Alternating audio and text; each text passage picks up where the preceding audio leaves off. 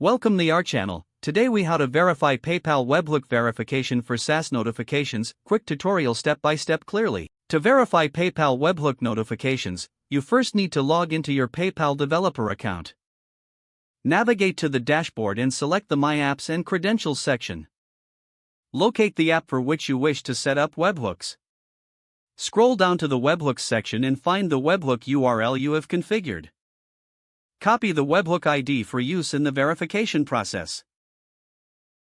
Next, open your server's terminal or command line interface. Use a secure endpoint to handle incoming webhook notifications.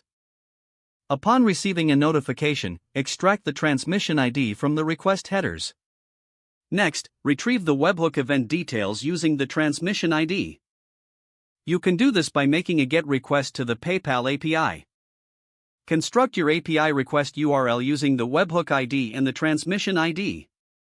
Include your PayPal client credentials in your request headers for authentication. Send the request to the PayPal API endpoint. Once you receive a response, check the HTTP status code. A successful verification will return a status code of 200. Inspect the verification_status field in the response body. If the verification status is success, your webhook is valid. If it is not success, the webhook verification has failed. Log the verification response for future reference and debugging. Repeat this process for each incoming webhook notification. This ensures that your application accurately processes PayPal events. With these steps, you have successfully verified PayPal webhook notifications for your SaaS application. If the page does not load, refresh the browser or try again in a private or incognito window. Make sure you are using the correct email address, then retype it carefully to avoid small typos. If your password is not accepted, use the reset option and create a new strong password you can remember.